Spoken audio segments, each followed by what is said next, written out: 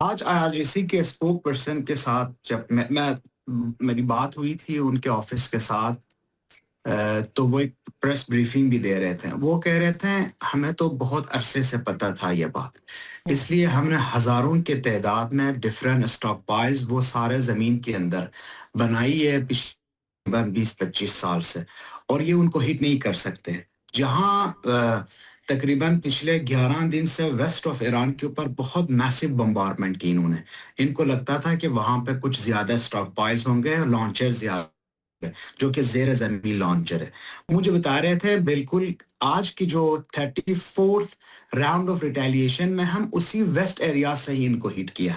تو بات یہ ہے کہ ان کے پاس اسٹاک پائلز، اس لیے میں کہتا ہوں ان کی جو سینٹیمنٹ ہے یہ 1 سال تک بھی لڑ سکتے ہیں. دوسری بات، حکمت عملی جون 2025 میں یہ تھا کہ دن میں 50 سے 60 میزائل یہ گراتے تھے اسرائیل کی طرف.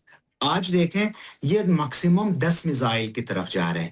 یہ پہلے دن سے ہی 10 میزائل فائر کر رہے ہیں. آج کی جو راؤنڈ آف ریٹیلیشن تھی وہ 1 ٹن بھاری جو میزائلز ہوتے ہیں ان کے پاس، جن کے ایکسپلوسیو ڈیوائس ہے، انہوں نے آج سے اناؤنس کیا کہ اس کے بعد جو ہم میزائل اسرائیل کی طرف پھینکیں گے ان کی جو ایکسپلوسیو ہے وہ 1 ٹن سے کم نہیں ہوگا.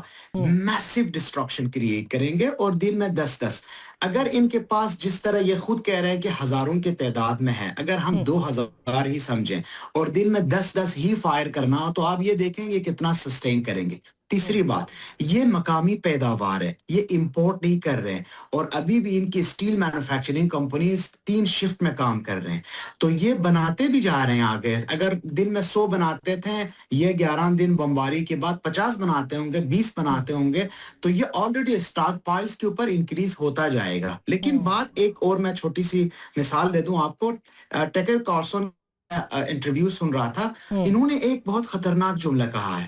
انہوں نے کہا ہے کہ ہم اس وقت دنیا کو یہ سبق دے رہے ہیں کہ اگر آپ کے پاس جوہری ہتھیار نہ ہو تو آپ کا نظام تبدیل کیا جائے گا. اس لیے کوئی بھی شمالی کوریا کی حکومت کو بدلنے کی کوشش نہیں کرتا. خامنئی صاحب نے تو یہ فتویٰ دیا تھا کہ ایٹم بم بنانا حرام ہے، لیکن سپریم لیڈر چینج ہونے کے بعد، ایک نئے مجتہد آنے کے بعد، اگر ایران کو یہ لگے کہ اب ان کو ڈیٹرنس پاور کے لیے صرف اور صرف ایٹم بم ہی بنانا ہو، تو آپ کو کیا لگتا ہے یہ قوم نہیں بنائے گی؟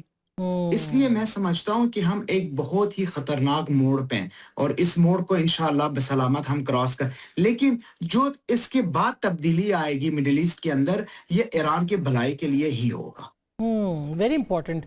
ظاہر صاحب، جج صاحب، آپ کو کیا لگتا ہے یہ جو بات ابھی کی ہے کہ جوہری ہتھیار نہیں ہے تو ہم آپ کے اوپر حملہ کر دیں، ظاہر ہے کہ وہ بنائیں گے، وہ نیا فتویٰ بھی آ سکتا ہے، لیکن ہمیں تو اس بات کی حیرت ہو رہی ہے کہ امریکہ جو کہ اتنی بڑی کہا جاتا تھا کہ ان کے پاس اسلحہ ہے، بارود ہے، اسرائیل، وہ تو ہمیں ٹیکنیکل وار کے اندر بھی، دوسری وار کے اندر بھی ہمیں اس پاور کے ساتھ نظر نہیں آ رہے ہیں. ان کے پاس تو اپنے ہتھیار بنانے کے لیے وہ ڈیپینڈنٹ ہیں چائنا کے اوپر. اور and of this month president Trump جو ہیں وہ چائنا جا رہے ہیں، ان کے ساتھ ظاہر ہے کہ وہ بات چیت کریں گے وہ سارے معاملات کے اوپر جو کہ ان کو چاہیے اس وقت ہتھیار بنانے کے لیے. کیا کہیں گے سر آپ؟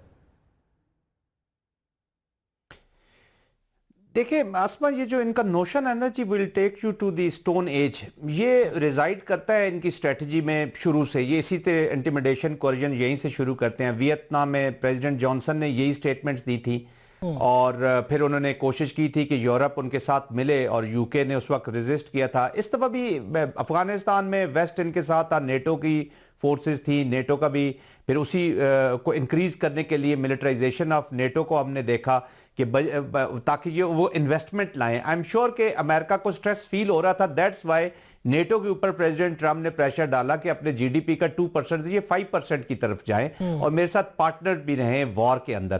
لیکن ہم نے دیکھا کہ اس دفعہ ویسٹ جو ہے وہ جب ایرانین اپلیکیشن ہوئی ہے تو ویسٹ نے اپنے آپ کو دور رکھنے کی کوشش کی. ٹھیک ہے، پرائم منسٹر سٹیمر نے ایک آدھ سٹیٹمنٹ ضرور دی ہے کہ جو سائپرس میں ہوا، لیکن ایران نے انکار کیا، اور آئی ایم شیور کہ ایران نے وہ پھر اٹیک نہیں کیا ہوگا، کیونکہ ایران تو بڑا اوپنلی جہاں جہاں اٹیک کر رہا ہے ان کو اون کیا ہے ایران نے، اور جہاں پہ نہیں کیا ان کا آئی مین 3 کنٹریز ٹرکیہ کا، سائپرس کا اور آذربائیجان کا، انہوں نے کہا جی ہم نے اٹیک نہیں کیا یہاں پہ. تو اس میں it mean there are spoilers جن کی طرف میں پہلے اشارہ کر چکا ہوں جو انٹینگل رکھنا چاہتے ہیں امریکہ کو. تو سٹریس ہے جی، بالکل اکنامک سٹریس ہے. پہلے نیٹو نیٹو شامل ہو جاتی تھی, بہت سے اور ملک شامل ہو جاتے تھے ان کی اپلیکیشن کے بیچ میں, اپنی فورسز بھی کنٹریبیوٹ کرتے تھے, اپنے منیشنز بھی کنٹریبیوٹ کرتے تھے, اور پھر ان کے جب ٹارگٹ ہوتے تھے, جب باڈی بیگز جاتے ہیں جس ملک میں, تو اسما شرازی صاحبہ اس ملک کی جو ڈائنامکس ہے نا ٹو بی ان دا وار, وہ چینج ہو جاتی ہے. تو اب تو باڈی بیگ صرف امریکہ جائیں گے یا اسرائیل کے اندر ہے, تو یہ دو ہی کنٹریز ہیں. اور I think miss calculation again and again جو ہم بار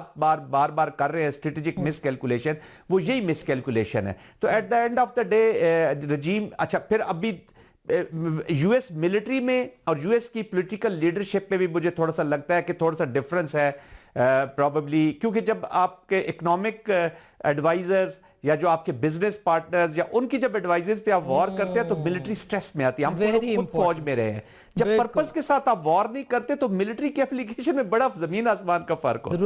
درست بات ہے. یوسف صاحب آپ کیا کہیں گے کہ کیا معاشی ورلڈ آرڈر بدلے گا اگر یہ جنگ, جو کہ اب تک اس کا پانسا جو ہے وہ ایران کی فیور میں ہے, کل کیا ہوگا ہم نہیں کہہ سکتے کچھ بھی, آپ کو لگتا ہے کہ معاشی ورلڈ آرڈر بھی بدلے گا؟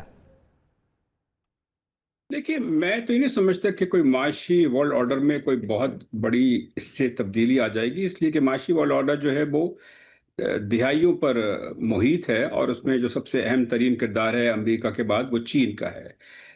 تیل یقیناً امپورٹنٹ ہے, لیکن اگر تیل کی قیمتیں سیز فائر ہو جاتا ہے, جنگ چاہے 4-5 ہفتے چلے یا 2-3 مہینے چلے, اس کے بعد نارمل ہو جائے گا, تو یہ تو میں نہیں سمجھتا کہ اس میں کوئی معاشی کوئی صورتحال میں کوئی بہت زیادہ لانگ ٹرم تبدیلی آئے گی. لیکن جو تبدیلی آ سکتی ہے وہ گلف ممالک میں ہے, اور ان کی جو ڈیفنس اسٹریٹجی رہی ہے ابھی تک وہ اس میں آ سکتی ہے, اور اس میں انہوں نے بہت زیادہ امریکہ پہ انحصار کیا ہے, اور اس کے نتائج کیا ہوئے ہیں وہ ہم سب کے سامنے ہے. تو یہ ایک چیز جو ہے بڑی میرے خیال سے, اگر جنگ بند بھی ہو جائے تو اس کے جو دورس جو نتائج آئیں گے اس میں میرے خیال سے یہ فیکٹر جو ہے سب سے نمایاں ہوگا.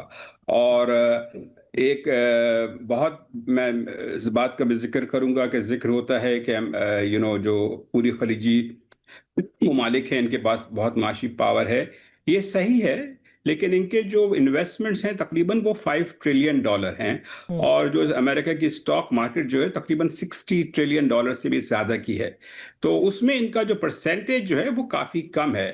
تو اس میں بہت زیادہ میرے خیال سے ایگزیجریٹڈ سینس ہے کہ وہ کتنا انفلوئنس استعمال کر سکتے ہیں.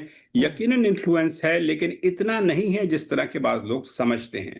تو بہرحال جو کلیدی رول وہ چین کا ہی ہے, اور چین اس معاملے میں بہت ہی محتاط ہے. بالکل, بالکل سر, میں نے بریک لینی ہے. بریک کے بعد میں نے آپ سے پوچھنا ہے کہ پاکستان کی معیشت کیا ہوگا, اور میں خیال ہے یوسف صاحب سے بہتر اس پہ بات نہیں کر سکتا. اور پھر ایڈمرل صاحب سے ہم پوچھیں گے کہ پاکستان کے لیے آج سپوتنک, جو کہ ایک رشین نیوز ایجنسی ہے, اس نے رپورٹ کیا ہے کہ پاکستان کے لیے بھی اوپننگز ہیں اگر یہ کرائسس چلتا ہے, وہ کیا ہو سکتی ہیں گہرے سمندروں کے اندر, پانیوں کے اندر ہمارے لیے کیا گزرگاہ کوئی ہم دے سکتے ہیں کہ نہیں.